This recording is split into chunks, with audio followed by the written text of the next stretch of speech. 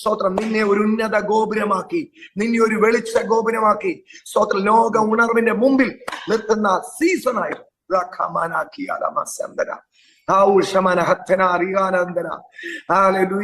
നിങ്ങൾ ഓർക്കുന്നുണ്ടല്ലോ, തങ്കുറോർ പറഞ്ഞു ഇന്ന് സ്പെഷ്യലായിട്ട് ഒരു മാൻഡിൽ വീഴുകയാണ്, സ്പെഷ്യൽ ഒരു അഭിഷേകം വീഴുകയാണ്, മാത്രമല്ല ഒരു അൺയൂഷ്വൽ ഫേവർ വരുന്നെന്ന് പറഞ്ഞു. നിങ്ങൾ കേൾക്കണോ? ഇന്ന് മണിക്കൂറുകൾക്കാണ് നടന്ന സംഭവം ഞാൻ പറയാം. ഇന്ന് എടപ്പള്ളിയിൽ നമ്മുടെ ആത്മപിതാവായ തങ്കുറാറാണ് പാസ്റ്ററായിട്ട് ഇരിക്കുന്നത്. ഞാനും പ്രിയ രഞ്ജു ബ്രദർ ഞങ്ങൾ അസിസ്റ്റന്റ് തങ്കുറിനെ അസിസ്റ്റ് ചെയ്യാണ്. അങ്ങനെ ആത്മപിതാവിനെ അസിസ്റ്റ് ചെയ്യാൻ ഞങ്ങൾക്ക് ഭാഗ്യം കിട്ടി.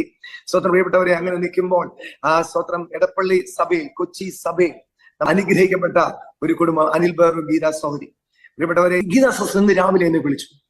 ഗീതാ സിസ്റ്ററിനെ രാവിലെ വിളിച്ചു. ഈ ഗീതാ സിസ്റ്റർ അവര് കൊച്ചിയിൽ ഒരു ഫ്ലാറ്റിലാണ് താമസിക്കുന്നത്.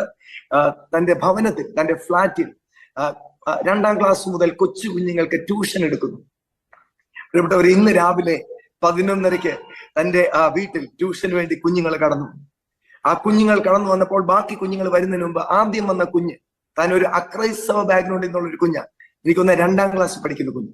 ആ കുഞ്ഞ് ഈ സഹോദരിയോട് ഇങ്ങോട്ട് യേശുവിനെ കുറിച്ച് ചില സംശയങ്ങൾ ചോദിക്കുക. യേശുവിനെ കുറിച്ച് ചില സംശയങ്ങൾ ട്യൂഷൻ ക്ലാസ്സിൽ ചോദിക്കുക. അവിടെ നിന്ന് സംസാരിച്ചപ്പോൾ സഹോദരി പതുക്കെ ഇങ്ങനെ ഓരോ കാര്യങ്ങൾ പറയാൻ തുടങ്ങി. ഏകദേശം 8-9 കുഞ്ഞുങ്ങൾ വന്നു. പ്രിയപ്പെട്ടവരെ, ഇങ്ങനെ സംസാരിച്ചുകൊണ്ടിരിക്കുമ്പോൾ സഹോദരി പറഞ്ഞു, യേശു, അടുത്ത ഒരു കുഞ്ഞ് ചോദിക്കുക, യേശു എന്തിനാ ഈ ഭൂമി വന്നത്? ഉടനെ സഹോദരി പറയാം, യേശു വന്നത് നമ്മളെ സ്നേഹിക്കുന്നത് കൊണ്ടാണ്. ഇങ്ങനെ യേശുവിനെ കുറിച്ച് പറഞ്ഞുകൊണ്ടിരിക്കുമ്പോൾ ഈ ചോദ്യം ചോദിച്ച കുഞ്ഞ് കരയാൻ തുടങ്ങി. വീണ്ടും പറയാം, സഭാ ഹോളിലല്ല സ്തോത്രം, അവരുടെ ഫ്ലാറ്റിൽ ട്യൂഷന് വന്ന കുഞ്ഞ് സ്തോത്രം അവിടെ നിന്ന് കരയാൻ തുടങ്ങി. കുഞ്ഞിനോട് ചോദിച്ചു, എന്താ കുഞ്ഞെ കരയെന്ന് വെച്ച് പറയാം, യേശു എന്നെ കെട്ടിപ്പിടിക്കുകയാണ്. ഇത് സംഭവിച്ചുകൊണ്ടിരിക്കുമ്പോൾ അടുത്ത കുഞ്ഞ് കരയാൻ തുടങ്ങി. ആ കുഞ്ഞ് പറയാം, ദേ യേശു എന്റെ അടുത്ത് വന്ന് നിൽക്കുകയാണ്. സ്തോത്രം. പ്രിയപ്പെട്ടവരെ, 2ലും 3ലും 4ലും പഠിക്കുന്ന കുഞ്ഞുങ്ങൾ, ഇത് കൈറോ സീസണാണ്. യേശു ഓരോ വീട്ടിലും കയറി ഇറങ്ങുന്ന സീസണാണ്. സ്തോത്രം. ഇന്ന് ഇത് കേട്ടോണ്ടിരിക്കുമ്പോൾ ഞാൻ വിശ്വസിക്കുന്ന ലോക രാജ്യങ്ങളിൽ ഇത് ആവർത്തിക്കപ്പെടും. മർക്കോസിന്റെ മാളികയിൽ പത്രോസ് അനുഭവിച്ചത് കൊർന്നേലിയോസിന്റെ വീട്ടിൽ ആവർത്തിച്ചെങ്കിൽ ഇനി വീണ്ടും പറയാം, പരിശുദ്ധാത്മാവിന് അതിരുകളില്ല. സ്തോത്രം. ഒരു ഹോളിന്റെ അകത്തും പരിശുദ്ധാത്മാവിനെ ഒതുക്കാൻ പറ്റില്ല.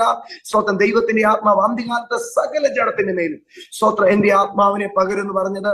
ഇനി നിങ്ങളുടെ പ്രവർത്തന മണ്ഡലം എവിടെയാണെങ്കിലോ, നിങ്ങൾ വർക്ക് ചെയ്യുന്ന ഓഫീസിൽ, നിങ്ങളുടെ ബിസിനസ് സ്ഥാപനങ്ങളുടെ ഉള്ളിൽ, ബസിന്റെ അകത്ത് സ്തോത്രം, ട്രെയിനിന്റെ അകത്ത് പരിശുദ്ധാത്മാവിന്റെ പകർച്ച സ്തോത്രം നടക്കുന്ന, കർത്താവ് ഇറങ്ങി നടക്കുന്ന ഒരു സീസണിലാണ് ഞാനായിരിക്കുന്നത്. അതുകൊണ്ട് പ്രിയപ്പെട്ടവരെ, ഈ സീസണെ ഗൗരവമായിട്ട് എടുക്കണം. കർത്താവ്, don't you discern the times and seasons. Hallelujah. ഞാൻ വിശ്വസിക്കുന്നു ഇതൊരാരംഭമാണ്. സ്തോത്രം. ഗീതാ സിസ്റ്ററിന്റെ ഭവനത്തിൽ ഇത് നടന്നെങ്കിൽ ഇനി നടക്കാൻ പോവുക. നമ്മൾ കൂടി വരുന്നിടത്ത് സ്കൂളുകളിൽ, ഞാൻ വിശ്വസിക്കുന്നു ഈ കുഞ്ഞുങ്ങൾ പോകുന്ന സ്കൂളുകളിൽ അങ്ങനെയുള്ള അനേക അനുഭവങ്ങൾ ഉണ്ടായിട്ടുണ്ട്. വർഷങ്ങൾക്ക് മുമ്പ് സ്തോത്രം, കുവൈറ്റിൽ നമ്മുടെ രാജേശ്വരന്റെ മോൾ, അവൾ 5ൽ പഠിക്കുമ്പോൾ അവൾ സ്തോത്രം ചർച്ചിൽ വലിയ ആത്മീയ അനുഭവം ഉണ്ടായി. മണിക്കൂർ അവൾ സ്ലൈനായിട്ട് കിടന്നു. പിറ്റേ ദിവസം അവൾ ക്ലാസ് മുറിയിൽ പോയപ്പോൾ പ്രിയപ്പെട്ടവരെ സ്തോത്രം, അവിടെ അടുത്തിരുന്ന കുഞ്ഞിന്റെ മേൽ ആത്മപകർച്ചയുണ്ടായി. ആ കുഞ്ഞ് സ്ലൈനായിട്ട് വീണു, അന്യഭാഷ പറഞ്ഞു. സ്തോത്രം. അതുപോലെ സ്തോത്രം, ഇനി അതിരുകളില്ലാതെ, ബൗണ്ടറികളില്ലാതെ, ചുമരുകളെല്ലാം പൊട്ടിച്ചുകൊണ്ട് പരിശുദ്ധാത്മാവിന്റെ കവിഞ്ഞൊഴുക്ക് ഒരു പുതിയ സീസണിൽ. അതുകൊണ്ട് നമുക്ക് ഇതിനെ ഗൗരവത്തോടെ എടുക്കാം. സ്തോത്രം. ഈ കാലഘട്ടത്തെ വളരെയധികം തീക്ഷ്ണതയോടെ നമുക്ക് കാണാം. കൂടുതലായിട്ട് നമുക്ക് പ്രാർത്ഥിക്കേണ്ട ഒരു സീസൺ.